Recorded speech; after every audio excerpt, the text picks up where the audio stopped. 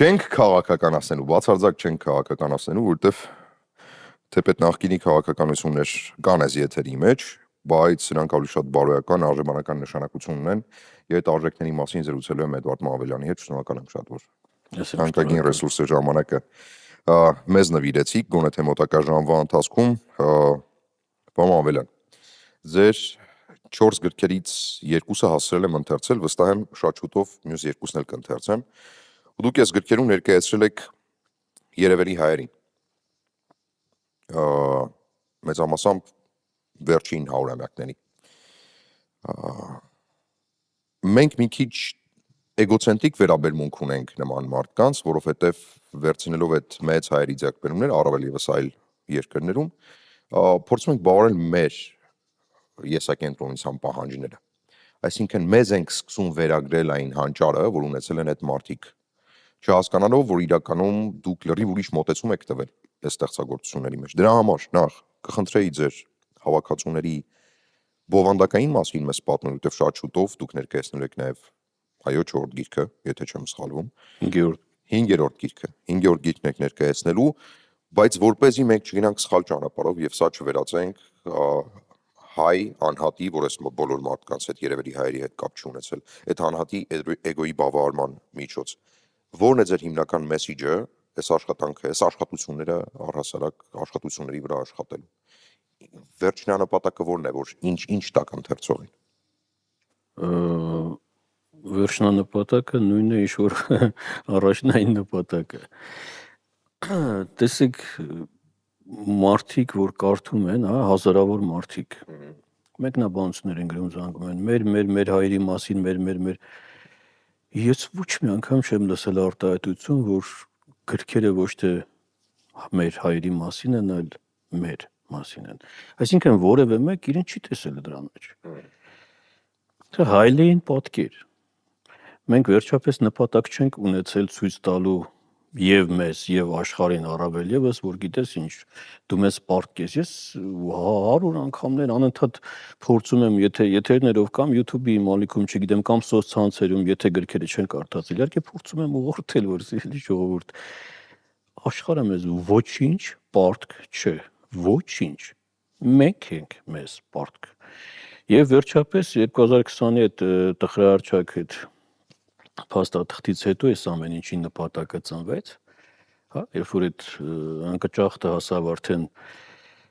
գերադրական այդ աստիճանին, մենք էս ինչ էինք, էս ինչ sense, ոնց եղավ, ինչ եղավ, ոնց եղավ, ես ամաչում եմ։ Ճիշտ է, մենք մի ծայրահեղություններից, ծայրահեղ պաթոսից, թե ինչ կարևոր նշանակություն ունենք մարդկության պատմության մեջ, հանկարծ ընկանք մեկ այլ ծայրահեղության մեջ, որ մենք ոչ մեկի պետք չենք, մենք մեզնից ոչինչ չենք ներկայացնում, այդ է պատճառը, որ սկսեցիք ուսումնասիրել։ Սա սեփական արմատները չճանաչելու եւ փոքր ազգի կոմպլեքսով երկար տարիներ տառապելու արդյունքներ։ Նախ տառապել են փոքր ազգի կոմպլեքսով, մենք,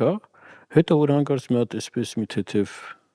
մի թեթև չէր մեծ առումով, դա իհարկե անդառնալի կորուստ էր, մի անգամից գահավիժեցին։ Եվ այս արանքում սեփական ժողովրդի պատմությունը, սեփական արմատները, սեփական տոհմածառը չճանաչելու արդյունքներ։ Ամաչում եմ, գիտեք, ես դրսում եմ, հիմնականում լինում, այնտեղի հայերը, գիտես, մենք ամբողջ Ֆրանսիան մեզ բարեկամ, Ֆրանսիայի հայերը, ես ամաչում եմ, ես դուրս եմ գալիս փողոցում, ժողովուրդ նախ։ Չէ, բայց ինչի՞ց են ամաչում, մանրամասնենք էլի, պատերազմի պարտությունից։ Մանրամասնում եմ, ասեցի անկեղծ ասած, ես էլ եմ ամաչում, շատ եմ ամաչում, բայց որպեսզի չընկնենք այդ Facebook-յան մակարդակների, ասենք այդ բաց տարածք, ով ինչ ասես կխոսա, ով ինչ ասես կգրի, եկեք ես սա կդարձնեմ գրքեր, ձեզ ցույց կտամ, որ ես էլ եմ ամաչում, բայց ես բոլորովին այլ բանից եմ ամաչում։ Այն որ դուք ասում եք սա մեր հայեր, ես ասում ժողովուրդ, սա ձեր մասին է, սա կարդացողի մասին է։ Դու նայում ես անուններ, կարդում ես կենսագրականներ, անցնում ես առաջ, ասում ես, այս ինչ ուժեղ տղա էր։ Ու սա մեջ դու չես տեսնում քեզ ոնց կարելի էր այսպես ուժեղ տղեկին տալ ուրիշներին 100-ամյակներ, 1000-ամյակներ։ Հետո գալ սեփական տան մեջ ասել, գիտես ինչ, մենք ինչ ունենք, ոչինչ չունենք, չէ, ինչի չունենք, ունենք 18 տարեկան երեխեք։ Առավել եւս երթում տված օրենքի տակ բրդեք թող գնան։ Ինչ պիտի լինի, ելքա կգրենք, вот բանավորաբանա, չէ, այսպես երրաբլուրը կդարձնենք սրբություն, հա, անկանենք այսպես։ Հիմա ես սկսեցի այդ նախաբանից, որ սիրելի ժողովուրդ, սա ձեր հայլային պատկերներ, խայտարակություն էր, ամոթ էր, իրապես ամոթ էր, գերհզոր մի պոտենցիալ, հա, որպեսզի դուք այսպես կողքերից չասեք, ահա, ջբուր աշկանել էր, հայ կրակածիլ գենանել էր, միշտ գրում են, այդպես մեր աղմախներ կան, որ անընդհատ այդ օրերով, ժամերով, թվերով, այսպես բերեցինք, հավաքեցինք 4 գրքերը, որոնցից այս առաջին 2-ը, որ հիմա պիտի հրատարակվեն այս 2-ը, արդեն 5-րդ անգամ են վերհրատարակվում, միջայլոց, հա, սա հիանալի ցուցանիշ է Հայաստանի համար։ Բայց մինչ այս որևէ ֆորմատով այս աշխատանքը չի արվել, ֆորմատով ինչ իմաստով, որ կան մարդիկ, հա, մեր Արծվի Բախջինյանը օրինակ հավաքել է մարդը լուրջ գրքեր, բայց անուն, ազգանուն, այս էր արել, են էր արել, ցակումով հայր են, էսեն են։ Մենք ամեն գրքում մի 30, 25, 40 նայած ինչպես կլինի, հա, զետեղեցինք մարդկանց, բայց կենսագրականներով եւ իմ հեղինակից ձեռագրով, այսինքն որոշակի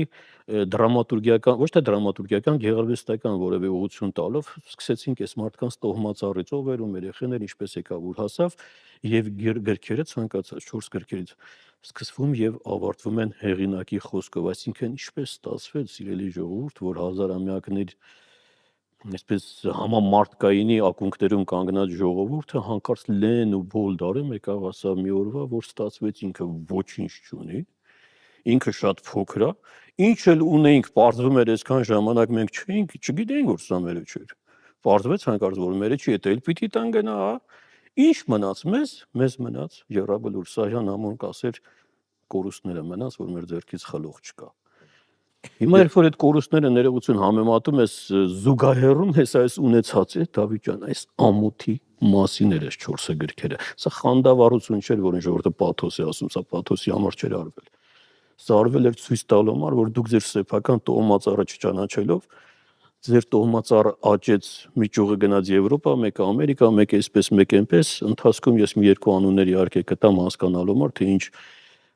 պոտենցիալ ենք տվել այստեղ, իսկ սեփական տան մեջ մեզ մնաց միայն մեր կորուստները։ Ես պարզապես հիշեցնեմ, որ այս աշխատություններում զետեղված են երևելի ազգությամբ հայերի կենսագրություններ, որոնք ամբողջացրել է պարոն Մանվելյանը եւ ներկայացրել է բոլորիս, որպեսզի մենք նախ մեր արժեքը հասկանանք, բայց արժեքի հետ մեկտեղ, ինչպես պարոն Մանվելյանը ասեց, նաեւ վերջնարդյունքում հասկանանք, թե ուր ենք հասել եւ ինչ մնաց մեզ, մեր մեծ ազգային արժեքից։ Պարոն Մանվելյան, ասում եք, որ եզրահանգման եք եկել, ամեն դեպքում հեղինակի խոսքը կա։ Հիմա այդ եզրահանգումը որն է։ Մենք ամբողջ աշխարհին անդադար մատակարարել ենք մարդկային ռեսուրս, հանճարներ ու տաղանդներ, ու վերջնարդյունքում մենք մնացել ենք սենանք մեր փոքրիկ երկրում ու մինչ օրս էլ չենք հասկանում, որ այդ տաղանդներն ու հանճարները կարող էին այդպիսիք դառնային Հայաստանում, թե այլ ընտրանք էլ չկար խոշոր հաշվով։ Իրենք պիտի մեծ շուկաներ, մեծ դաշտեր մտնեին, որ կարողանային նաև մեծ արդյունքներ բերել եւ հայ իրենց ազգանունը հնչեղ դարձնել ամբողջ աշխարհում։ Որն է այդ եզրահանգումը։ Հիմա տեսեք մի քանի օր առաջ էլի հարցազրույց էր, հա, լրագրողն այսպես ասում է պարոն Մանվելյան, եթե կարելի է մեր վատից քիչ խոսենք էլի, առանց էլ մենք նեղ վիճակում ենք, այսպես ժողովուրդը ընկճված, այսպես եթե կարելի է մի քիչ այսպես զորավոր բաներից խոսենք, որ ժողովուրդը հասկանա, հա, որ ինքը տկար չի, ասում եմ, դե պաթոսն է դա, բայց եթե երեխայի մոդելը վերցնենք որպես ազգի մոդել, երեխային ասենք, հա, ծնվեց երեխան մի տարեկան, մինչև մի տարեկան այդ երեխան որ տակնել անի, ինչ են անում, ծիծաղում են, կամ չգիտեմ ժպտում են վայ, բայց 1 տարեկան, 2 տարեկանից հետո սկսում են արդեն կամաց, թե 3-4 տարեկան դա կրկնում, արդեն հասկանում են, որ այս երեխան հիվանդ է, սկսում են ծեծել, չգիտեմ, անկյուն, ու հասկանում են, որ Մակարենկոներ, չէ, ասում են Միկին ասում է ուսուցիչ երեխան շատ անհանգիստ է, չեմ կարողանում ոչ մի կերպ ոնց պիտի դաստիարակեմ այդ մեխանիզմը չեմ գտնում, ասում է քանի տարեկան է երեխան, ասում է 4 տարեկան է, ուսուցիչ ընդամենը 6 ամսական երեխա է, ասում է տիկին ուշացել եք արդեն 6 ամիս։ Սա խոսում է 6 ամսական երեխայի մասին, ընդամենը։ Եզրահանգումը նա էր Դավիթ ջան, որ մենք ներսում, մենք ինքներս մեր հետ յոլա այսպես կենցաղային, հա, այդ ոչ հայերեն լեզվով ասած կենցաղային ներողություն այդ բառի մար յոլա չգնացինք, այսինքն մենք մի տեղում չկարողացանք այդ ամեն ինչը պատկերացնել։ Սկզբում ասեցին, գիտես, ինչ Օսմանյան կայսրությունն էր տիրապետության տակ էին, հետո այստեղ, հետո այնտեղ, հետո այնտեղ ԽՍՀՄ-ում այսպես էր, ցարական Ռուսաստանը մեզ նեղում էր, սովետական միությունը մեզ նեղում էր, բոլշևիկները մեզ նեղում էին, եկավ ասա 1991 թվականը մեր անկախությունը հայտնվեց A4 ֆորմատի թղթի վրա եւ դրանից են կողմ չգնաց։ Մենք կարդացինք, մենք հասկացանք, որ մենք անկախ ենք։ Մենք երեխա ենք այն ժամանակ, հա։ Ես հիշում եմ, որ առավոտ շուտ վեր կացա, մեր կողքի հարևանները եկավ ասում է, բանամ ասում առավոտ շուտ քնիցս վեր կացա ու անկախ անձնից անկախ էի։ Այսինքն ինքնը չէր հասկանում ինչ էր։ Հիմա տեսեք, մինչև 5-րդ, 6-րդ դասարան ներողություն եմ խնդրում իհարկե կենցաղային պատմության համար, բայց համեմատության համար պիտի ասեմ, հա։ Մաման շատ էր աշխատում, մենք էլ երկու աղբերներ էինք, հա չէր հասցնում մաման, ասում էր երեխեք կամաց սովորեք մի քիչ ձեզ դժվար բան չասենք այդ շալվարները արդյունքել կամ չգիտեմ, դժվար չի, ես կսովորացնեմ, չի հասցնում մաման։ Ես էլ գնացի այսպես առևտրային օքեբանությամբ, ասի խնդիր չկա, ես իմ շոուերը կարդուկեմ, ես իմ անկողին էլ կհավաքեմ, բայց չլինի այնպես, ասես այս ուրեի, շամ 5-ից հետո դուրս չիջնես, ֆուտբոլ չխաղաս, այս փոխանակ ենք էլի, խնդիր չկա։ Ես իմ գործերը կանեմ, դու ինձ ազատություն տուր։ Մաման ասեց վստահ ես։ Ասեցի հա, ասեց հարց չկա։ Երբ կուզես գնա, ինչ կուզես արա, երբ կուզես իջի դուրս, ինչ կուզես արա, բայց գործերը պիտի անես։ Անցավ 2 օր, մամային ասեցի, մամա ջան, խնդրում եմ ելեն հին քո վարդապետական, ասենք այդ մեթոդներով կլինի, ինչ կլինի, ծեծու ջարդով կլինի, չգիտեմ ինչով կլինի, բայց ես հանձնվում եմ, կլինի, ես իմ ազատությունը հետ տամ քեզ, մենակ ես գործերը դու արա էլի։ Ես տեղաշուր հավաքող եմ, ես մի անգամ փորձեցի այդ բանը հարթուկել երեխա, այն Լենինի գլուխն էլ դա հարթուկեցի տարան, ասենց փուճուրը ախմախ նշան ունեին, չէ՞, կպցնում էին այդ բաների վրա։ Փոխանակեցի Դավիթ։ Չկարողացա անկախ լինել։ Չկարողացա անկախ լինել, որովհետև ինձ ազատ չէին դաստիարակել, այդ անկախությունը վերցեցին, կարդացինք, ասեցին մենք անկախ ենք։ Ինչի ենք անկախ, որովհետև Կրեմլը չկա։ 91 թվականի դեկտեմբերի 8-ին Կրեմլը համարվեց, ոչ թե Կրեմլը, այլ ԽՍՀՄ, հա, այսպես փլուզվեց, հետո մենք ասեցինք մենք անկախ ենք։ Առավոտ վեր կացանք եւ հասկացանք, որ մեզ սովետական միությունից մնացել է օժիտ մի զորավոր, ասենք, չգիտեմ, այնպիսի հարստություն, որ չգիտեմ, որևէ արաբական շեխ երևի չկարողանար այդպիսի օժիտ տալ աղջկան, հա։ Այդ հսկայական գործարանները թաստոսներով, չգիտեմ ինչերով, մեր հանքերը հանկարծ անկախացան մնացին մեզ։ Մենք արդեն պատերազմի մեջ էինք, մենք արդեն լուրջ կորուստներ ունեինք, մենք արդեն երկրաշարժ էինք անցել, մենք արդեն հազարավոր կորուստներ ունեինք ու հանկարծ անկախացանք, այս ամեն ինչը մնաց մեզ, գումարած դրան, առանց մի գրամ պաթոսի պիտի ասեմ, համամիութենական լավագույն վարպետներն էլի հայեր էին, այդ գործարաններում աշխատողները։ Այսինքն մեզ մի հրաշալի բան առիթ ընձեռվեց, որ մենք էլ պատերազմի մեջ։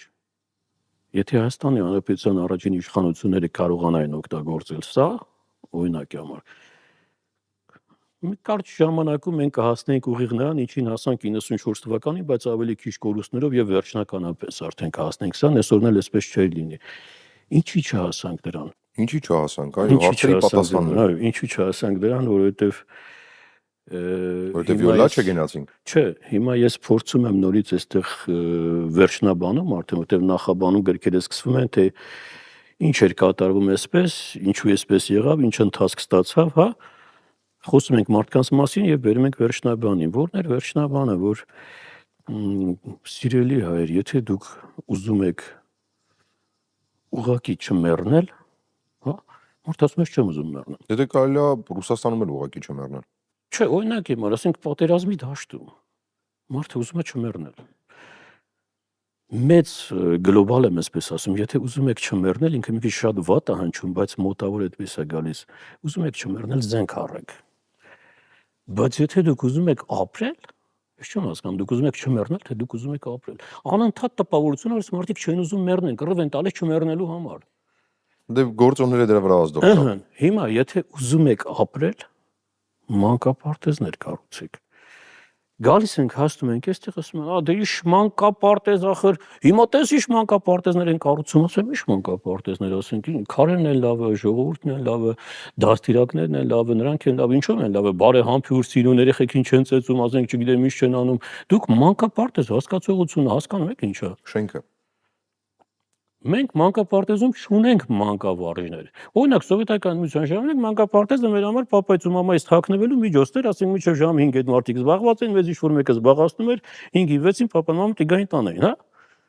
Ինչին, հա, երկու հատ անկա պլաստիկին կտային, չգիտեմ ինչ են տալիս, հենց ախմախ բաներ էին անում, զբաղացնում էին երեխեքին, բայց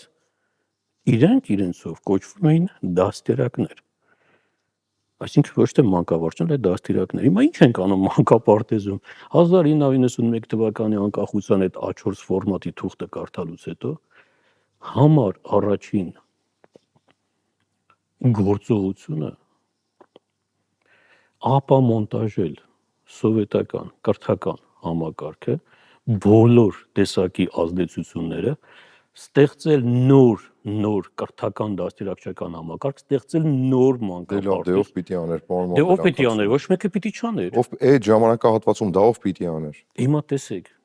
հիմա Զենք առնեին, ինչ որ կերպ պեղեին, բերեին, որ առաջնագծում ինչ որ կերպ սնունդ եւ զենք եթե մենք հետ գնանք 100 տարի առաջ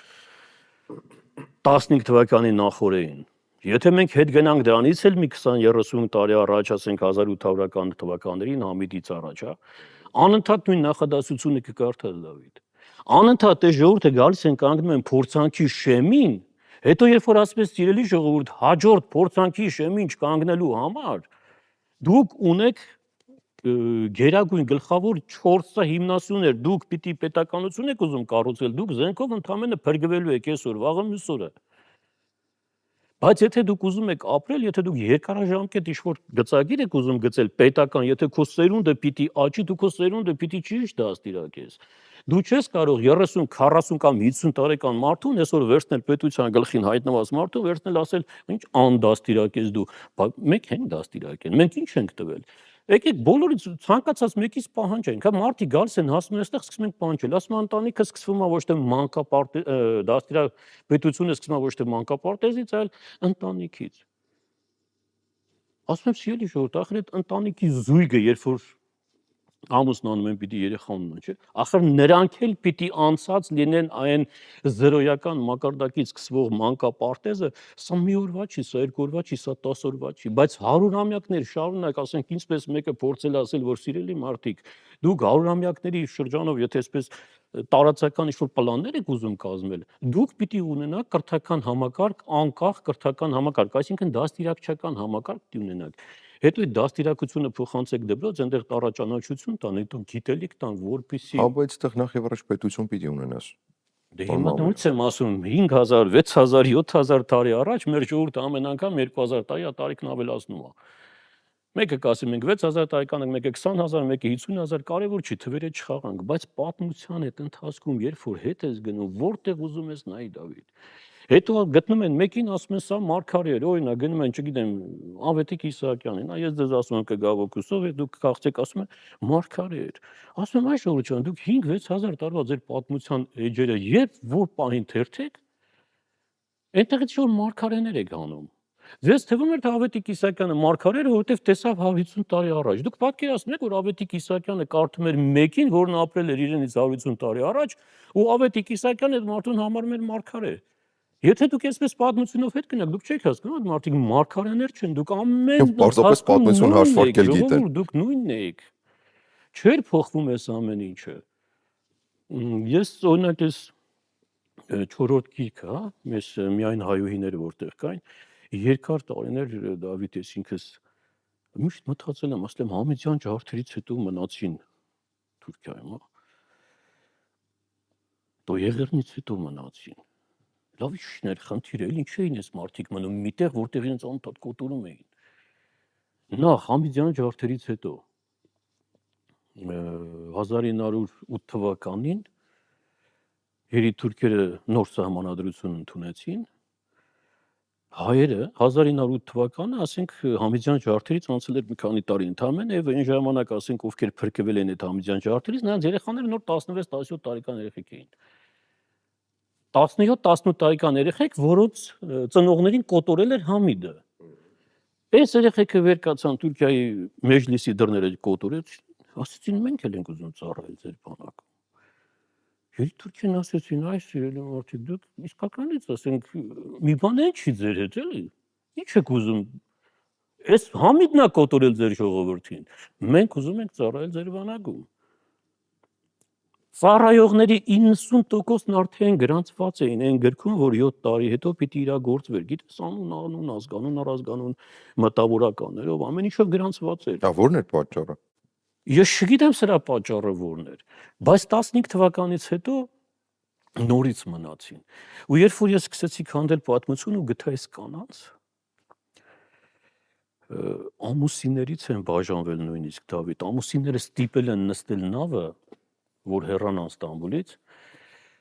կանայք կան, որ ամուսիններից բաժանվել են, բայց չեն գնացել, ասել են չէ, մենք պիտի մնանք այստեղ։ Ու սրա գերագույն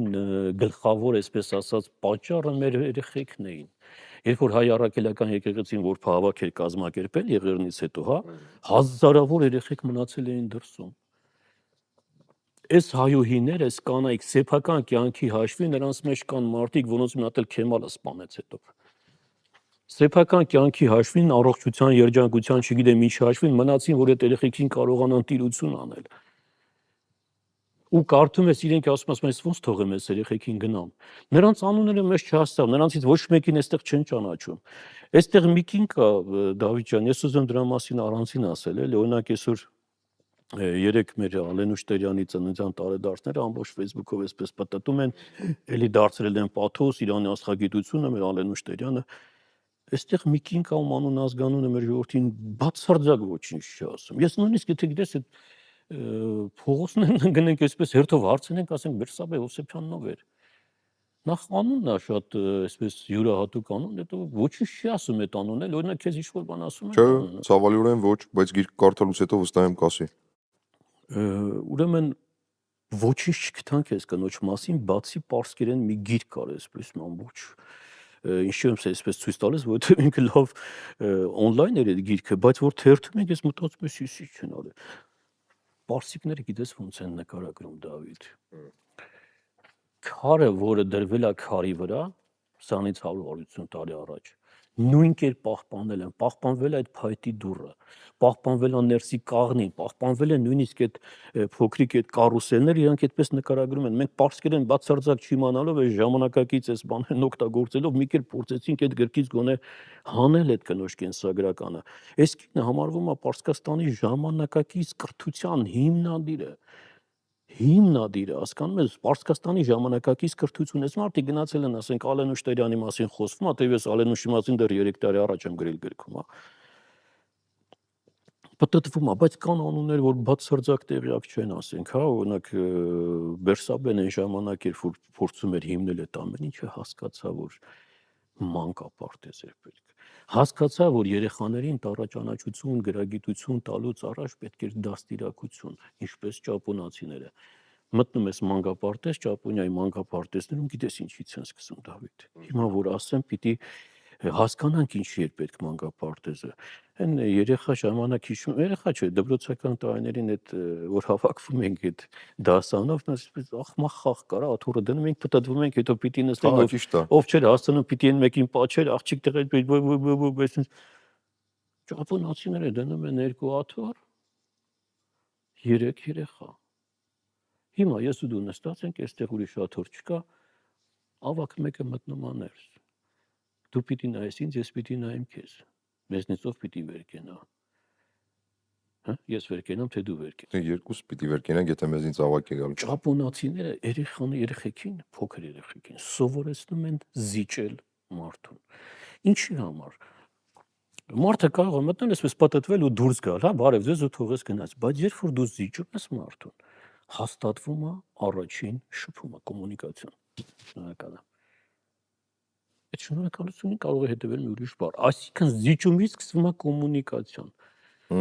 Սկսում է փոխհարաբերությունները։ Երեխաները սովորացնում են զիջել իրար, որպեսզի ճանաչեն իրար։ Դու եթե մարդուն մտավ պատտեց գնաց, մենք որտեղից ենք ճանաչելու։ Վեր ես գնում, զիջում ես, մարդիկ նստում են, կոմունիկացիան հաստատվեց, խոսելու շնորհքը, հա, ու գալիս է այստեղից արդեն միմյանց լսելու արվեստը։ Ժամերով խոսես, հիմա ես խոսեմ ու դու ասիկ մի ժամ, այսպես ոչինչ չասես, որպեսի վերջում ճիշտ հարցը տաս։ Ես հիմա նայում եմ մեր շուրջը, այ մարդ գիշեր, ցերեկ, առավոտ, իրիկուն խոսում են, ասում պարոնայք, դուք որ այդքան խոսում եք, դուք երբ եք հասցնում լսել։ Իսկ եթե դուք չեք լսում, դուք ո՞ց կարող եք ճիշտ հարցը տալ։ Ինչ հարցեր եք տալիս։ Մարդը մի բառ խոսում է, դուք ասում եք, կրակածիլ գենան էլ էր հայ։ Ասում են պարոնայք, այս գիրքը Դավիթ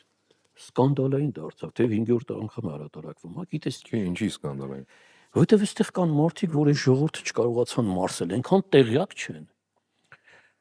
Չէ, բայց ես քեզ անկեղծ կասեմ, 1000 կներես գիրքը կարդացել եմ եւ հպարտությամբ եւ լացով։ Դե այդպես էլ պիտի լիներ։ Այդ երկու զգացողություններն սխառը անդադար իրար հաջորդելով գնում էին առաջ, ճս պատկերացնի այնպես։ Հիմա մեր էս ինչ են ասում 5-րդ սերնդի պատերազմ են հասել, ինչ են ասել, հա, գերագույն գլխավոր այդ սարսափը օթից չէ, այդ բաները այդ ինչ էին ասում։ Անօթաչու թռչոսարկեր, այո։ Ուրեմն Դավիթ ջան, պատասխանատու եմ ամեն ասած այս բառի համար, եւ ռուսները սա երբեք չեն բացելու, չեն ասելու, չեն խոսելու, բայց փաստաթղթերը կան, անուն ազգանները կան։ 1939 թվականի հոկտեմբերի 9-ին 1939 թվականի հոկտեմբերի 9-ին երկրորդ աշխարհամարտը արդեն սկսվել էր, Հիտլերը մտել էր Լեհաստան, Ավստրիան իրենով էր արել, Չեխոսլովակիան գիտես, են սուդետներով, այսպես վերցել էր։ Մյուխենյանը դավաճանությունը ստորագրված էր, հա, Մուսոլինի, Դելադյե, ֆրանսիացիները եւ իտալացիները գումարած Հիտլերը, հա, անգլիացիները Չեմբերլենին ուղարկեցին, Չեմբերլենը գնաց Մյուխենում պայմանագիր ստորագրեց, եկավ ուրախացավ, ասեց մենք պայմանագիր ենք ստորագրել խաղաղություն է լինելու, Չերչիլն այդ ժամանակ որ ճիշտ է, քաղաքական դիվիդենդներ պիտի հավաքեր, ասեց ում հետ ես, այ տղա ջան, կպայմանագիր ստորագրե Զելկաս դյավոլամ, դու գնացել ես Մուսոլինիի հետ, որին Հիտլերը իր ուսուցիչն էր համարում, հա, հետը պայմանագիր է ստորագրել, այդ հայտնի արտահայտությունը կա, ասում է պարոնայք դուք պատերազմի եւ խաղաղության միջև չէ, պատերազմի չէ, ոնց էր ասում, այսինքն դուք կարող եք պատերազմ ընտրել, բայց դուք ընտրեցիք խաղաղությունը, այսպես մոտավոր արտահայտությունը ճիշտ չեմ հիշում, դրա համար խայտառակության եւ պատերազմի միջև ասում է դուք ընտրեցիք խայտառակությունը, դրա համար կստանաք խայտառակ պատերազմ։ Եվ խայտառակություն եւ պատերազմ։ Հա, դուք վերջում իհարկե սա ստանալու եք։ Եկավ 39 թվականը Հիտլերը հարձակվեց։ Հոկտեմբերի 9-ին Լենինգրադի օդանավակայաներից մեկից առավոտյան Ստալինի ղեկավարությամբ Ստալինը կանգնած էր այնտեղ, որտեղ նախորդ օրը զեկուցեցին, ասեցին պարոն Ստալինը, այն որ ասում է իրը, դա պատրաստ է։ Ասեց հնարավոր չէ։ Ասեց պատրաստ է։ Ասեց ինժեներին բերեք, թող անձամբ փորձարկի։ Դե գիտեն ինժեները ասենք որ հանկարծ մի բան են չեղավ, ինժեները ազգովտակի պատասխան տա։ Դավիթ ջան 39 թվականի հոկտեմբերի 9-ին Լենինգրադի օդանավականից B1 թե B2 չեմ հիշում, ծանր կործանիչ են ժամանակների համար ծանր։ Օդ բարձրացավ։ Մոտ 40-45 րոպե կատարեց պայմանական մարտական առաջադրանքը, դեռ սովետին չէր ասել պատերազմը, գիտես։ Եվ բարեհաջող վայրեջ կատարեց առանց օդաչուի։ 39 թվականի հոկտեմբերին առանց օդաչուի։ Ես ավելի հետ չեմ գնացել, ես չգիտեմ աշխարհում կար է նմանը թե չէ, չգիտեմ, չեմ կարող ասել։ Կասկածում եմ որ 39 թվականին անօդաչու որևէ։ Ես չգիտեմ նույնիսկ դրա պատմությունն ինչ եղավ։ Բայց Բաքվից այդ ինժեները Չաչիկյան Ռուբենը, հա, հետո ստեղծեց այդ կատապուլտի համակարգը, հետո նա, այսինքն ինչ որ կապված էր տիեզերքի հետ, որ պիտի մտներ Սառը պատերազմի երկրորդ փուլ, եթե գնանք հասնենք այդ տիեզերքին, ասում են պարոնայք, այդ ձեր ողջ էլեկտրականությունը, որ այդ ուղարկում եք վերում եք, չգիտեմ ինչ էինք անում, սկսենք նրանից, որ մեր Արցախի ծմակահողից Անդրանիկ Յոսիֆյանն էր այդ ամեն ինչ անում եւ Հայաստանում ինչ որ կապված էլեկտրականության հետ անպայման կապված է Յոսիֆյան Անդրանիկի հետ։ Եթե հանկարծ հանում ենք պատմության միջից Քեմուրջյան Ալեքսանդրին, օրինակ, իսկ 3 քավարցիներին, մենք հիմա այսպես տնավարի կենցաղային լեզվով որ ասում են քյավար, մենք գիտենք քյավարցիներն եկան, այսպես կարտոֆիլը դրեցին, տնական արաղը դրեցին, ավել բան ոչ չեն պատկերացնում։ Բայց այդ երեք քյավարցիների մարդիկ քյավարցիներ էին, գավառից այն ժամանակ կոչվում էր Նոր Բայազեդ։ Այդ երեք քյավարցիները սովետական միության պատմության միջից դուրս ես բերում, ես չգիտեմ ինչ են դառնում այդ մարդիկ։ Բուրնազյան Ավետի, Քոչարյան Սամվել եւ Մետաքսյանը Կիրակոս, որին Բերիայի թեթև ձեռքով դարձրեցին Կիրիլ Շուլկին, հա։ Գրյոսնիացեց ռուսկայի ատոմնայի բոմբի։ Բերեցին, երբ որ այդ առաջին փորձարկումներն արեցին, Բերյան շատ ուրախացավ, Կուրչատովը փրկվեց վերջապես եւ Բերյան փրկվեց, որովհետեւ երկուսի գլուխն էլ պիտի նորներ, հա։ Կասկած։ Բերյան ասեց հրաշալի ամեն ինչ, բայց մեզ կնքահայր է պետք։ Դե կնքահայրը Կիրակոսներ, որովհետեւ առաջին 3 փորձարկումներն այդ մարդու պատասխանատվության տակ են արվել, հա։ Ով ես, ես մարդն եմ ասել, մի քիչ հայկական ազգան ունեց։ Չի նայվում էլի, հա, Կիրակոս, Կիրիլ, նորմալ է։ Այդ մետաքսը ոնց է թարգմանում, մետաքսն էլ թարգմանել է ռուսերեն, այդ ինչ է, շոլկա, մոլկա, չգիտեմ, դարձրել Կիրիլ Շոլկին։ Հետո Բերյան գնաց, նո ոչ թե գնաց, գնդակահարվեց, Ստալինը արդեն չկար, եկավ պարոն Կուկուռուզնիկը, հա, Խրուշովը, ասեց ես քիչ է, ես բան եմ ուզում, ցար բոմբա, արդեն անցնում են ցար բոմբային։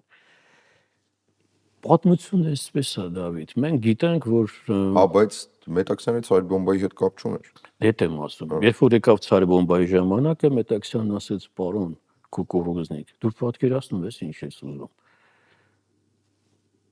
45 թվականի օգոստոսին, երբ որ Թրումանը վերջապես որոշեց այդ ռմբահարել բանը, հա, Հիրոսիման ու Նագասակին, արտահայտությունը Դավիթ տպված, պահպանված, գրված, Օպենհայմերի արտահայտություն էր, Միսելը ռաբոտու դիավոլա։ Օպենհայմերն ասում է, ինչ արեցինք։ Իրանք էլ չեն պատկերացնում։ Հիմի պատմությունը գալիս է այսպես, մեր Աշոտ Աղաբաբյանն էլ գրքում պատմում է, որ մենք մեր հետախույզը Հայկ Հովհակիմյանը ռեզիդենտը գնաց մտավ Մանհեթենյան։ Խնդրում եմ, դա եւս Մանհեթենյան ծրագրի մասով, այսինքն մենք միայն Ռուսաստանի խորհրդային միության պարագայում չենք ներկայացնում ապահովել։ Չէ, բայց ես ուզում եմ պատմությունը ճիշտ ասել։ Հայկ Հովհակիմյանը հետո տարիներ անց խոսում էր, այս զրույցը կայացել է Հայկ Հովհակիմյանի, Տիգրան Պետրոսյանի եւ Արամ Խաչատրյանի միջեւ ընկերներ էին։ Պատմում էր, ասում է, երբ որ ես 40 թվականին վերջապես այդ Նյու Յորքում որպես ուսանող այդպես կարողացա մտնել Մանհեթենյան նախագիծ, միջև այսօր համարվում աշխարհի ամենագաղտնի ծրագրերից մեկը, այն ժամանակ պատկերացնում ես, ինչ կարգի վերահսկողություն էր առաջին ատոմային ռումբը Լոս Ալամոսում, դու պատկերացնում ես ինչ էր կատարվում։ Դա խոսքը առաջին ամերիկյան միջուկային զենքի մասին է, որ իմանանք։ Ու Հայկը պատմում ասում առաջին ասում մեծ անակնկալը, որ ես առաջին դուռը բացվեց Լոս Ալամոսի, ես հասկացա, որ ես ատոմային ծրագրի նախագծում եմ, ասում առաջին դուռը բացեցի, թե չէ, բալամ է դրան հետևում 3 հոգի հայերեն էին խոսում։ Լոս Ալամոսում 3 հոգի հայերեն էին խոսում։ 4 հայներ էլի խոշոր հաշվով։ Հիմա տես ինքը ինչ դպրոց էր անցել, ասում այնքան սարսափելի հարված էր, ասում որ ես ոնց պիտի որևէ միմիկա ցույց չտայի, որ հանկարծ չհասկանան, ես ինչ ծանոթ լեզու է։ Լոս Ալամոսում։ Լոս Ալամոսում։ Այսինքն ինքն Բայց հաղորդության առարկա չէ, հիմնական մեսիջներից մեկը դա է։ Ես ասեմ, հա, իհարկե, սա բանի մասին չի խոսքը։ Հայկ Հովհակիմյանը ձերբակալվեց։ Գտան, հասկացան, ով էր ձերբակալվեցին, բայց որովհետև Հիտլերը մտավ արդեն Լեհաստան, երկրորդ աշխարհամարտը սկսվեց, ոչինչ չէին կարող անել, Ստալինը անձամբ շատ մեծ բաների գնաց, իհարկե զիջումների գնաց, բայց Հայկ Հովհակիմյանին բերեց այնտեղից։ Պատմությունը այսպեսին էր, երբ որ Օպենհայմերը հասկացավ, որ ճապոնացիներին ինչ արեցին ամերիկացիները, 53,000 ճապոնացիների ողջ այրեցին, հա։ Սա այն դեպքում, որ Ճապոնիան արդեն տեղ չուներ գնալու։ Գերմանիան արդեն հանձնվել էր, կապիտուլյացիան ստորագրված էր, Ճապոնիան տեղ չուներ գնալու, Խուդյակովին ուղարկեցին Մուգդենյան օպերացիային, այն Հենրի Պուկար չէ, դրանց այդ պսևդոկայսերին բռնեցին, տեղ չունեին գնալու, բայց Թրումենը որոշեց մի կրակոցով 2 նապաստակ խփել, հա։ Այսինքն նաև այդ քո ասած մեսիջն էր, որ ռուսներին ասեց նայեք, հա, պարանայք։ Արդեն սա դուք էլ ձեզ նորմալ պայեք։ Մի անգամից համ ճապոնացիների հարցերը լուծվեց, որովհետև Պերլ Հարբորի հետ կապված մեծ այսպես բան կար, չէ՞։ Հոգեբանական հարված էր, մնացել իհարկե, էր հա։ էլի, որ հա Պերլ Հարբորում ինչ արեցին ճապոնացիները։ Օպենհայմերը ամեն ինչ արեց Օպենհայմերը։ Ոչ թե հետախույզները իհարկե իրենց գործն ունեին։ Բայց ես սա խոսում եմ Հայկ Հովակիմյանից 5 տարի անց, Հայկ Հովակիմյանին պատերազմի նախաշեմին էին ձերբակալել։ 45 թվականին Օպենհայմերն ամեն ինչ արեց, որ այդ ատոմային նախագիծը մի կերպ ընկնի Ռուսաստան, Սովետական Միություն եւ ընկնի Խարիտոնի ձեռքը։ Սովետական Միության ատոմային ծրագիրը գլխավորում էին Խարիտոն ու Զելդովիչ, երկու հրեաներ։ Խարիտոնի հետ Օպենհայմերը սովորել էր Օքսֆորդում։ Ինչ էր ուզում Օպենհայմերն, ուզում էր որպեսզի Ռուսաստանը արագ ատոմային զենք ունենա, որպեսզի այդ ամերիկացիների հետ ամերիկան հրեշ չդառնա։ պահվածքը զսպվի։ Այնտեղ Թրումենը սկսեց կպնել Օպենհայմերին, ես ցար բոմբա եմ ուզում, այստեղ Խրուշչովը կպավ, Մետաքսյանն ասեց ես քո համար ոչինչ չեմ անի։ Բան արեցին, տնային կալանք տվեցին։ Սոցիալիստական աշխատանքի եռակի հերոս։ Ակադեմիկոս։ Չէ, ակադեմիկոս Ակադեմիկոս չեմ հիշում ակադեմիկոսի կոչում ուներ, թե չէ, չեմ կարծում։ Պրոֆեսոր հաստատ։ Բայց փակեցին տան մեջ եւ որպես բարի կամքի դրսեւորում Խրուշչովը Անաստաս Միկոյանին ուղարկեց Կիրակոս Մետաքսյանին այցելության, ասեց դե քո հայրենակից։ հա, գնա ասա թող մի քիչ իրան նորմալ պայ, 2 կոպեկ թոշակ կտան, կապրի էլի։ Թիվը չեմ կարող ասել, կարևորել չի, ասենք եթե 500 ռուբլի օրինակ իմար թոշակ էր նշանակել Խրուշչովը, որ Կիրակոս Մետաքսյանն այսպես ապրեր, Անաստաս Միկոյանը որոշեց այդ 500 ռուբլին դարձնել 200 ռուբլի։ Բայց կեսել ինքը արեց, ասեց քեզ էս էլ է շատ։ Դու հանգիստ նստի տեղը, դու նայա նորմալ պայի քեզ։ Միկոյան Անաստասը վերջապես այդ մարդու ուղեղի կաթվածքից մահացավ ու այն եղածն էլ վերցեցին, բոլոր կոչումները, բոլոր ամեն ինչը վերցեցին։ Սովետական Միությունում այս ամեն ինչը մնաց փոշու տակ, նրանց անունները չէր կարելի տալ, նրանց անունները չէր լսվում, հա, մինչև արդեն 90-91 թվական։ Բայց Անաստասյանն հո լսվում է մինչև օրս։ Անաստասյանուն այն ժամանակ էլ էր լսվում, Անաստասը շատ հակասական կերպար, որովհետև շատ մարդկանց, ներսի մարդկանց կարողացել է փրկել եւ վերջապես երբ որ 36 թվականին կարծեմ, եթե չեմ սխալվում, բան դիվանագիտական կապեր հաստատվեց Ամերիկայի հետ, հա, առաջին այցելությունը դիվանագիտական Անաստասը պիտի մեկներ, արտաքին առևտրի նախարարն էր կարծեմ։ Մինչ այսօր Կրեմլի դիվանագիտական պատմության մեջ ամենաերկարատևացն էր, որովհետև կարծեմ 3 ամիս թե 4 ամիս մնաց այնտեղ։ Դե հայկին պատմություն է, որ պաղպաղակը, ներպերշիկը։ Դե պաղպաղակը հիմա տեսեք, ես սրա մասին եմ ուզում ասել, դե Միկոյանին 100 տարի պետք չէր ոչ պաղպաղակը, ոչ ներպերշիկը, Անաստաս Միկոյանը քաղաքական գործիչ էր ու լուրջ գործիչ էր, հա։ Ամերիկայում գիտեն, որ այս մարդը դեռ Լենինի ժամանակներից գալիս է, բայց չգիտեն, որ մինչև Բրեժնև պիտի գնա ու պիտի ասեին օտ Իլիչա, դու Իլիչա, հա։ Բայց շարունակությունն էլ ասա։ Դեզինֆրակտ է պարալիչա։ Այս ժամանակ Աշխեն այսպես ասեց Անաստաս, ես էլ կգամ հետ էլի Ամերիկան երկիրակեն ցեղային լեզվով եմ ասում, մի քիչ պատտենք։ Սովետական Միության արդյունաբերությունը 36 թվականից հետո, երբ որ Անաստասն ու Աշխենը վերադարձան Սովետական Միություն, 4 տարվա մեջ հասավ այն աստիճանի, որ Սովետական Միությունում սկսեցին արդեն ապրանք արտահանել։ Սովետական Միությունը վտարանդի էր, Քեմալական Թուրքիան ու Սովետական Միությունը վտարանդիներ էին, ոչ մեկ սրանց չէր ուզում արդյունաբերական գաճաշներ էին։ Ոչ մեկը չէր ուզում, բայց որ հասկացան, ասենք տարածքը մեծ, ամերիկացիները գնացին կոնտակտի, առաջինը դիվանագիտական կապ, Անաստասն ու Աշխենը գնացին, Անաստասը գնաց քաղաքական հանդիպումներին, Աշխեն ում անունը չի շոշափում, Աշխեն ընդհանրեն Անաստաս Միկոյանի կինն էր, բայց Աշխեն այդ ամեն ինչը հավաքեց։ Այն կնոջ աչքով ասին գրում էր բերեցին այդ գործարանները մի անգամ շաքարի արտադրությունն հասավ այն աստիճանի, որ Սովետական Միությունը դարձավ առաջնատար։ Եվ եթե Անաստաս Միկոյանը, Միկոյանն է վերագրվում սա, բայց ես Աշխենին եմ սա վերագրում, եթե չէին արդյունաբերությունը չէին կարողացել 4-5 տարում հասցնել այդ աստիճանի, Դավիթ ես քեզ հավաստիացնում եմ նույնիսկ այդ զոհերի գներով երևի հնարավոր չլիներ պատերազմը հաղթել, որովհետև շատ լուրջ բան էր, սա Սովետական Միությունը սոված էր։ Նույնը կատարվում էր 3-րդ Ռեյխում այդ մեծ ավանտյուրայի վրա, հա, Հիտլերը եկավ իշխանության, Գինդենբուրգի հետ կապված վերջին պրեզիդենտը այդ ավանտյուրա արեցին Գինդենբուրգը ինքն իր ձեռով Հիտլերին բերեց, ներկայացրեց որպես կանցլեր, բայց մտածում էր, որ ժամանակավոր ինչ-որ մի բան ենք դրել այստեղ, Եֆրեյտորը Էլ չգիտեր, որ ինքն էր հա, ժամանակավոր։ Եֆրեյտորը թող մնա այստեղ, մինչև հասկանանք ինչ են անում։ Ուզում եմ ասել Գեբելսի պես կերպար, ասենք, հա, պրոպագանդայի հաշվին կարողացան ժողովրդին համոզել, որ գերմանացիները արիացիներ են, մենք վիշայա ռասա, մենք այսպես, մենք այնպես, մնացած այսպես, մնացած այսպես։ Իդեպ այնքան խորը, որ դրա արձագանքները մինչ օրս էլ կան մեր մեջ ասած։ Գիտես, ես Հիտլերին հիմա ասենք, եթե ես Չէ, արիության, յուրահատկության, առանձնահատկության, մնացած բոլոր ժողովուրդների մեջ իրենց տեղ ունեցող, առանձին տեղ ունեցող, այսինքն այդ արձագանքը անգամ գրեթե 100 տարի հետո գերմանական ժողովրդի մեջ զգացվում։ իրենք պահում են, Դավիթ, ես մի 10 տարի առաջ Դա Վինչիի հետ կապված ինչ-որ համաժողով էր, ինձ կանչեցին որպես թարգմանիչ, դպրոցում էր, երեխեքի դպրոցում էր, ինձ կանչեցին որպես թարգմանիչ ու օգնելու համար, հա, որովհետև այնտեղ ռուսներ կային, ֆրանսերեն պիտի թարգմանվեր, իսկ կանչեցին այնտեղ գնացինք Չեխոսլովակիայից մարդ կար, 2 լեհեր էին, 2 ռուսներ էին ու մի գերմանացի, հա, մեկ էլ մի իտալացի։ Հիմա այդ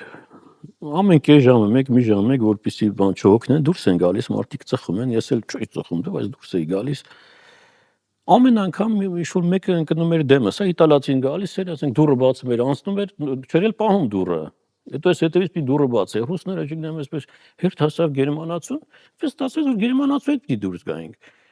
Գերմանացին եկավ կանգնեց դրան ու դուռը բացեց ու քաշվեց այս կողմ։ Ասեց անցեք։ Զիջելն է էլի ճապոնաց։ Ես չհասկացա, անցա, սիգարետ հանեց ու հյուրասիրեց։ Ասեցի չեմ ուզում, շնորհակալ եմ։ Կանգնեցինք մի 10-15 րոպե, դուռը բացեց, ասեց անցեք։ Վերջում էլ եկանք, ասեց ինձ հետաքրիր է, էլի Դավիթ քարտեզի վրա, դպրոցական քարտեզի վրա, մատը բերեց, կանգնեցրեց մեր տարածքի վրա, ասեց իմ նախնիները այստեղից են գալիս։ Գերմանացին։ Ասեցի դու հայկական ծագում ունես, ասեց բոլոր արիացիները հայկական ծագում։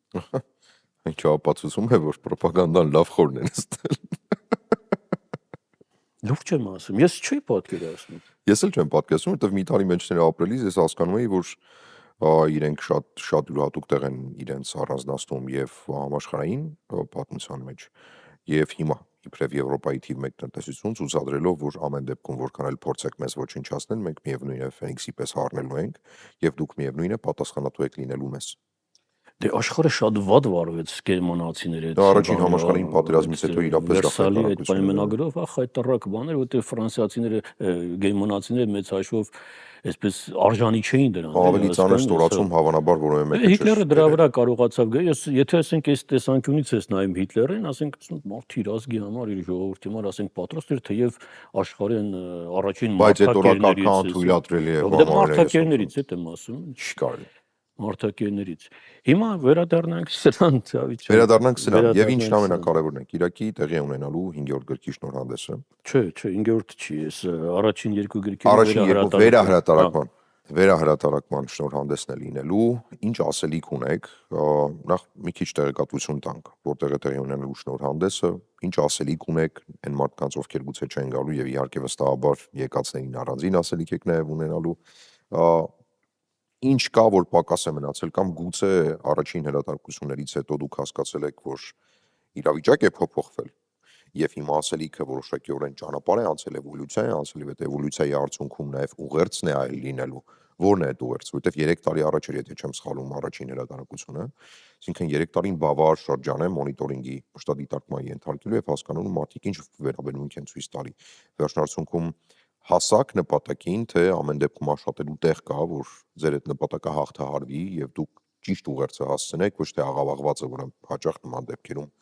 ճանապարհին հենց աղավաղվում է, հա, բերանից բերան փոխանցվելով, ձեռքից ձեռք փոխանցվելով։ Ինչ ասելիք ունեք, որ որոշել եք վերահրատարակման հետ կապված։ Նախ ասեմ, որ Կիրակի օրը ժամը 17-ին Ագուլիս թատրոն ուղակի Աբովյան 29 Կոտորա 28 հասցեում, հա, Ագուլիս թատրոնը մեր լուսահոգի Երվանդ Մանարյանի հիմնած թատրոնն է։ Հիմա նպատակին ես իհարկե չեմ հասել, որովհետև այս մի ժամվա ընթացքում փորձում եմ անդադ խոսել այնց այդ նպատակի մասին, այդ նպատակը մանկապարտեզն, այդ նպատակը շփումն է, այդ նպատակը կոմունիկացիան է։ Դու ժողովրդի հետ, եթե հասարակության հետ մանավանդ որ առօրամյակներով այսպես եկել են եւ չեն անցել այդ դաստիարակչական, ասենք այդ երբ որ ասում ես դաստիարակություն չի շնորհակալ, տանենք կանգնեցնենք անկյուն, ասենք ճիպոտահարենք, հիմա որ կարդում ես մեկնաբան, մեզ Հիտլերա պետք, մեզ Ստալինա պետք, մեզ Մուսոլինիա պետք, էս հասարակության հետ, հա, ասում ես, բառանեք, բոլշևիկները անգրագետներին գնդակահարում էին, մտածում էին ով տակը մնաց գրագետ է։ Ասենք այդ քաղաքականությունը դու ինչքան պիտի չճանաչես քո պատմությունը, դու ինչքան պիտի անտեղյակ լինես քո տոհմածառին, որտեղից ես սնվում եւ ինչեր ունես եւ ինչեր ես տվել ուրիշներին, ինչքան պիտի անտեղյակ լինես, որ ես լեն ու բոլ դարում քո երեխեքին զոհելով հանդերձ գաս նստես տան ու ասես ես Մուսոլինի եմ ուզում, ես Հիտլեր եմ ուզում, մեզ Ստալինա պետք։ Այսինքն ինչ անենք, եթե ոչ մեկը մի ամբողջ ժողովրդի Դավիթ չես կարող մեղադրել բարոյական որևէ իրավունք, որևէ մեկին վերապաված չի, ամբողջ ժողովրդի կանգնեն ասել դուք եսեք, դուք ենեք, որովհետև ձեզնից ոչ մեկը չի տվել այդ ժողովրդին այդ մանկապարտեզը, ոչ մեկը չի ասել պարոնայք, երբ որ երեխեքը գնում են դպրոց, պետք չի երեխեքին պլաստիլին տալ կամ վրձին տալ, ասել գնացեք խաղացեք կամ գնացեք պահկվեք կամ գնացեք քնեք։ Եկեք սովորացնենք ինչ են անում մարդկանց հետ, մարդիկ ոնց են հաստատում կոմունիկացիան, ոնց է սկսվում շփումը, ոնց է սկսվում իրար լսելու արվեստը, ոնց է սկսվում Դավիթ էվոլյուցիայի գագաթնակետը, ուրեմն մի ընկերություն գովազդային այդպես բան է պատվիրում ընկերության համար, հոլովակ էլի, ու մի դիզայներ այսպես կարճ հոլովակ էր արել ու շահել էր իհարկե ընկերությունը շատ մեծ փողեր տվեց այդ մարդուն, այդ գովազդային հոլովակի համար, այդ գովազդային հոլովակի համար այդ ընկերությունն էլ հասավ, չգիտեմ, հոլովակ էլ չէր ինքը նկար էր, ընդհանրապես նկար։ Այդ նկարում ցույց էին տալիս, որ էվոլյուցիայի գագաթնակետը ցույց էին տալիս ենք հոմո սապիենսին, այսպես կամաց որ զարգանում է, ըստ Դա Վինչի, հա, գետնից թուղթը վերցնում է հոմո սապիենսը։ Այսպես զարգանալով գալիս է եւ էվոլյուցիայի գագաթնակետը, երբ որ դու այդ գետնից վերցրած աղբը հասցնում ես աղբամանին։ Օրինակ, պարզ հասարակ մի բան, հասկանում ես Դավիթ, սա հազարամյակների ակնկալիքով են մարդիկ մանկապարտեզներում սկսում, այսինքն էվոլյուցիայի գագաթնակետ, երբ որ դու աղբը գետնից վերցնում ես, քեզ 6 ամսեկանում կամ մի տարեկանում երբ որ քայլում ես, սովորեցնում են աղբը վերցնել, երբ որ դու կարողանաս այդ աղբը հասցնել աղբամանին եւ որևէ աղբ չթափել ճանապարհին, այստեղ աղբի մասին չի խոսքը, այստեղ են սովորական թղթի կտորի մասին չի խոսքը, երբ որ դու ներս վեր ես գնում ինչ-որ մեկը նստում է քո տեղը, սա ընդհանրապես զիջելու մասին չի, որտեղ ավտոբուսում հիմա մեկը կարող է վեր կենալ, ասել հղիկինա թող գա նստի, սրա մասին չի խոսքը, այսինքն մարդիկ մտածում են, որպեսզի մենք մեր փողերը չտանք զենքին, զենք էլ կառնենք, բայց որպեսզի միլիարդներ չտանք զենքին, զենքը մեզ կպայի այսօր, կպայի վաղը, կպայի 10 օր։ Եկեք մենք մեր փողերը տանք մանկապարտեզներին, եկեք սերունդը դաստիարակենք այնպես, որ տառաճանաչություն սովորելուց հետո այս գիտելիքը, երբ որ տաս մարդուն, մարդը սա չվերացի ինքնակործան զենքի չվերցնի, դարձնի պաթոս ու տա իր գլխին ասի մենք, այնքան ուռն մեկ էլ տեսար տրակեցին։ Եթե դու մարդու ձեռքից վերցնում ես ճիշտ դաստիարակությունը ու տալիս ես շատ գիտելիք, այդ մարդը դառնում է բոմբա замедленного действия, Դավիթ ջան։ Եթե հասարակությանը վերցնես, տալիս ես գիտելիք, որի հետ խոսում ես մի տեղեկացված, բայց վերցնում ես ճիշտ դաստիարակությունը, մարդիկ այդ գիտելիքը սկսում են օգտագործել իրենց դեմ։ Եթե դու մարդուն չես սովորեցնում զենքի հետ վարվեցողության կանոններ ու մարդուն տալիս ես մի զորավոր զենք, որ շատ վտանգավոր է, այդ մարդիկ սկսում են այդ զենքը փորձարկել իրար վրա, կամ հարևանի վրա, կամ իրենց են ոչնչացնում։ Այս ամեն ինչը մարդկության պատմության ընթացքում բոլոր ժամանակներում առաջին օրից մինչև այսօր որևէ խելացի մարդ, գիտնական կամ կոնստրուկտոր չի կարողացել հորինել ավելի զորավոր հարձակվողական եւ ինքնապաշտպանողական զենք, քան գիտելիքը։ Իսկ գիտելիքը ճիշտ օգտագործելու համար Մանկապարտեզից տալիս ես ճիշտ դաստիարակություն։ Այսինքն այնպես չի, որ տղես երբ ես դառնալու 18 տարեկան, եկեք երգենք այդ երգերը, հասկանանք երբ ես վերջապես 18 տարեկան դառնալու, որովհետև քո տեղն ընտեղ է։ Սա վրեժի մասին չի խոսքը, նույնիսկ այդ վրեժը պիտի կարողանաս ճիշտ դաստիարակել։ Ոչ թե ծնված երեխան ասեն զինվոր ծնվեց, էլի զինվոր ծնվեց, ժողովուրդ, բայց 100,000 տարիներ ձեր մոտ մենակ զինվորներ են ծնվում, բայց մարդիկ ուր են։ Ուր են այս մարդիկ ընկերներ, երբ որ անգլիացիներն եկան մտան Բենգալիա, Դավիթ, այս պատմությունը կարծեմ մենք խոսել ենք սրա մասին։ Երկար ժամանակ գիտես, հա, войско ее величества, ամբողջ աշխարհը վախենում էր այդ զորքից։ Ինչ որ մի հատ հնդիկ Բենգալիայի, ասենք, այդ նահանգապետը, Արկոտի Նավաբի կարծեմ անունը կարևոր չի։ Անգլիացիներին հաթաթա տվեց, ասեց, դե հասկացանք էլի, որ դուք շեֆն եք, մենք էլ աշխատող ենք, բայց իմ ժողովուրդը մեղք են։ Մի քիչ դուք էլ հարկեր տվեք, կամ այս մարդկանց հարկերը թեթևացրեք, գաղութեր։ Անգլիացիներն ասեցին, տղա, դու ոնց որ խառնում ես, հա, ասենց չես հասկանում ով եմ բարեկամն, այստեղ ասեց, ես կբողոքեմ այդ տղասին։ Вы же стоячие инстанции. Ում դեմ ես բողոքում, այ տղա ջանարա։ Ժամանակ Վիկտորիան էր կարծեմ, հա, ում դեմ ես բողոքում։ Վերջին ինստանցիան ինքն ում ես բողոքում։ Ամբողջ աշխարհը վախենում էր այդ բրիտանական զորքից, այստեղ են ասես լավ։ Իրիկուն, լավ գնացեն կողքի արևանի դուրս, շատ կենցաղային եմ ասում, Հա, չէ, բայց դա հասանելի է, դա որ հասանելի լինի։ Գնաց դուրը ծեծեց, ասեց բարև, ցավը տանեմ։ Ասեց բարև, ասեց անգլիացիներն ինձ նեղում են, այ տղա ջան, ասեց ոնց կարան անգլիացիները քեզ նեղեն։ Անցավ մի քանի ամիս, թագուին ասեց մի 6-7 հոգի մատես չոքատ ուղարկեք այդ նահանգապետին մերկու հատ ապտակ տվեք, ասեք հանգիստ մնա տեղդ։ Այս 7 հոկանոց չոքատը չկարողացավ գոնե 100 մետր առաջ գնալ։ Չոքատն ուղարկեցին, ինչ որ 2-3 չոքատ կպցրեցին, իրար չկարողացան առաջ գնալ։ Ու վախենում են թագուհուն ասել։ Ասում անգլիացիները, երբ որ մոտեցան Բենգալիայի դարպասներին, հանկարծ սկսեցին թնդանոթներից կրակ բացել իրենց վրա։ Անգլիացիներն ասեցին, այ ֆլանես ախմախներին թնդանոթ որտեղից։ Մուշկետները առաջին հնդիկը որ գերին գավ,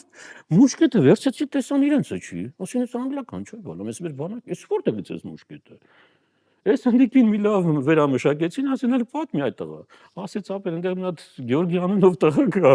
Ինքը տես ցեխ ա դրել, համ թնդանոթներ, համ մուշկ։ Բենգալիայի։ Գյորգի այդ տղա, ինչ թնդանոթ։ Գորգին խանը համարվում է Հնդկաստանի Գյորգի Հարությունյան, համարվում է Գյորգի Հարությունյանն էլի այդ Գյորգի խանը։ Հնդկաստանի ազգային ազատագրական պայքարի հերոս է այդ մարդը համարվում։ Մանուշյան Միսակն է էլի։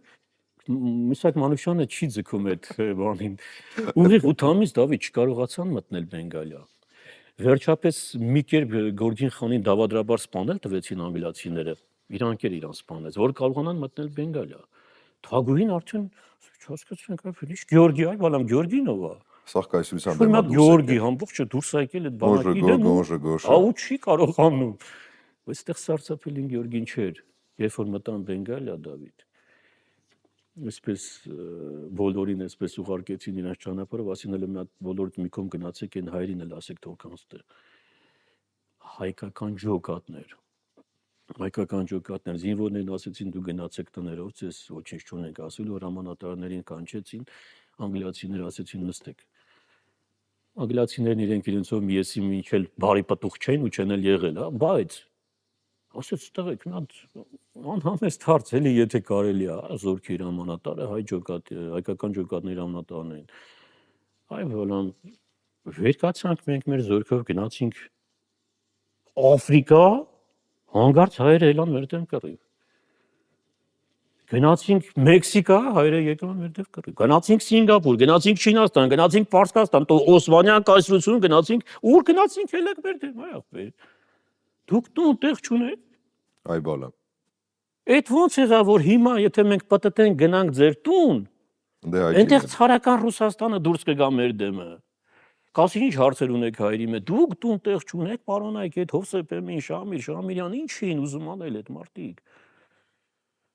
Այդ գլխավոր լացի հատվածն է, էլի։ Այդ արդեն լացի հատվածն է։ Հպարտությունը առաջինն է, վերջնացունքը լացը։ 24-25 տարեկանում սովետական միության ամենաերիտասարդ ակադեմիկոսն էինք, հա, Մերգելյանը, Ալիխանյանը։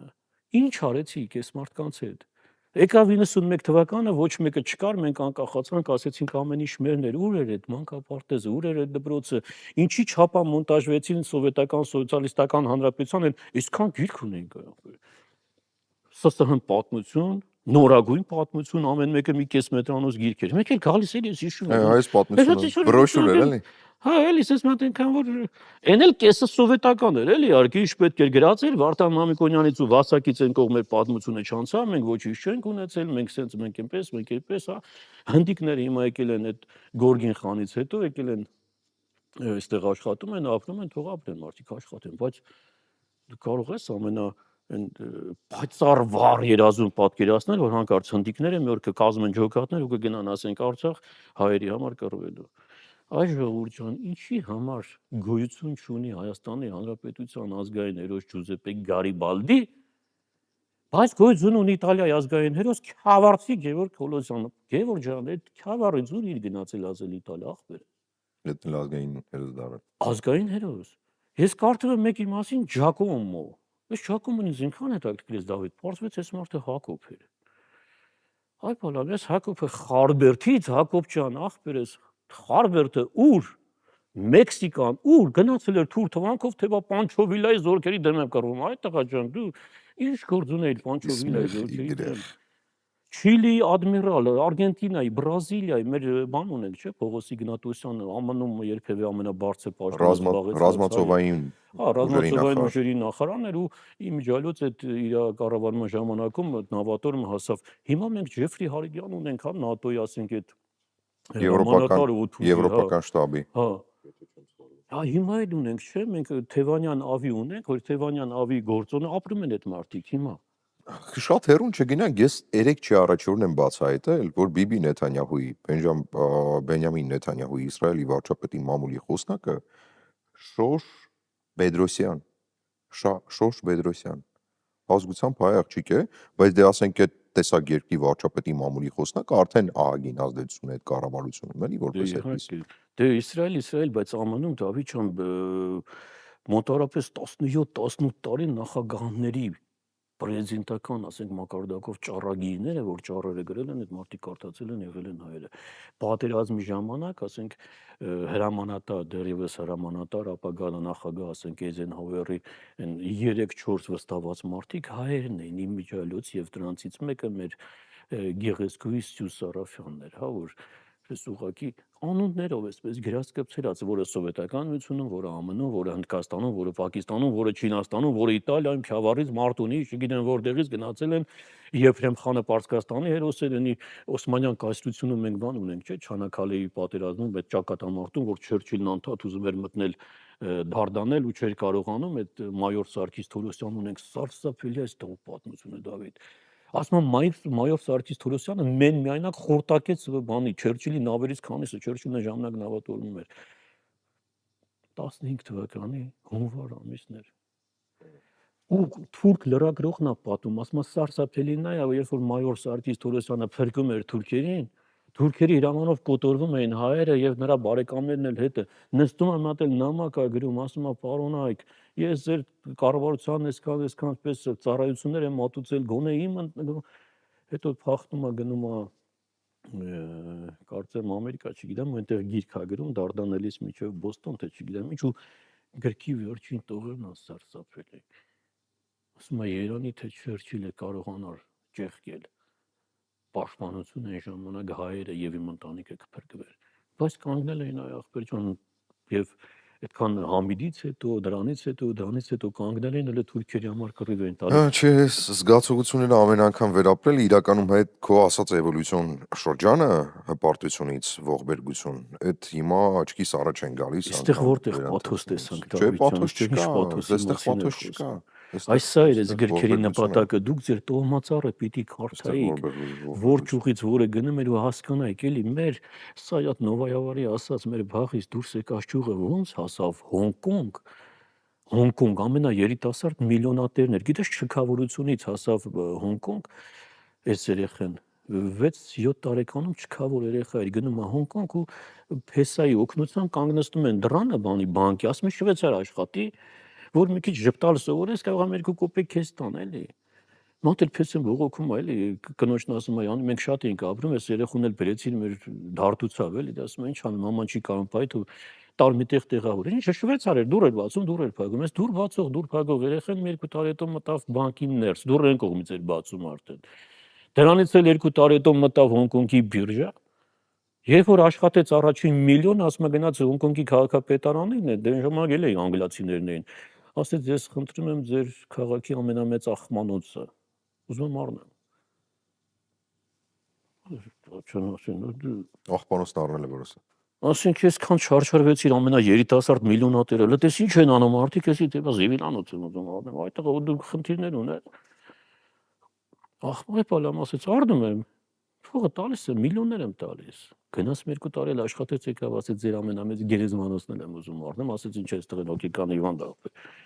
Ճամփեք թող էթա դու միլիոններ աշխատես էթա մերելներին առնես ու զիբիլանոց առնես այ ախպեր ջան ես ինչ ես անում այս տղան Դավիթ այդ աղբը տարավ լցրեց ծովը գրունտ ստացավ գրունտը բերեց կպցրեց գերեզմանոցին գերեզմանոցը հավասարեցրեց հողին եւ կառուցեց Հոնկոնգում առաջին էլեկտրոկայանը առաջին էլեկտրոկայանը սա միակ մարդն էր որին թագուհին անձամբ ձեռքով էր բարևում ասում էր ձեռքը դնում էր թագուհին դնում էր ճակատին այս մարդը դարձավ Հոնկոնգի այսպես ճակերտավոր ասած թագավորը հա իրան ասում էին արմենսկի Կարոլ Գանգոնգը Լուսավորիչ է էլի։ հա Աստվածատուրյան խաչիկ մեզ ոչինչ չի ասում բայց ամերիկացիներին անգլիացիներին ասում էին Փոլ Չաթեր հա հիմա Հոնկոնգում փողոցներ կան չգիտեմ ինչեր կան այդ համալսարաններ գիտես ինչեր կառուցեց ինչեր արեց այդ երիտասարդ երեխան որ հասկանում էր ասում էր դες էլեկտրոկայանը ինչ է փողը վերցնում եք այդ մեկ տուն եք առնում հետո լուսավորությունա պետք կրթությունա պետք համալսարանները պետք Ռումինիայում Բուլղարիայում բոլոր համալսարանների Հունգարիայի վիճակը նայի ու ոչինչից տեղյակ չեն այս ժողովուրդը Դավիթ Կարևորը այդ ամեն ինչ արվեց Հայաստանից հազարավոր կիլոմետրեր հեռու։ Էդուարդ Մավելյանն էր հյուրս անսահման շնորհակալ եմ հերթական շատ հետաքրքիր զրույցի համար ես հուսամ որ շարքը շարունակվելու է որովհետև վստահ եմ որ սկզբում երբ որ կարդացի մի պահ տպավորություն կար ասում եմ դե լավ դե երևի այս քանի մեջ էլ ամփոփվելու են եթե երևելիների մասին ենք խոսում հետո արդեն 4-ի ժամանակ հասկացա որ այսպես որ շարունակվի Էդուարդը շատ մարդկանց է փորելու եւ գտնելու եւ շատ ավելի զարմանալի պատմություններ ներկայացնելու կար առաջին գրքում այնպես որ դուք կարող եք գրքերը պատվիրել նաև Էդուարդ Մանվելյանի Facebook-յան էջին գրելով, եթե այլ տարբերակներ կան խնդրեմ։ Հեռախոսահամարներով պարզապես զանգել պատվիրել։ Հեռախոսահամարները ես կթողնեմ այս հարցազրույցի մեկնաբանությունների նկարագրության հատվածում, խնդրում եմ կապի դուրս եկեք, որովհետև այո, շատ տարբեր զգացողություններով զուգորդվող ընթերցանությունը վերջնարցունքում դուք ուղերձը հաստատ կընկալեք։ Շնորհակալ եմ շատ։ Ես եմ շնորհակալ։ Իսկ դուք մնացեք մեր եթերում։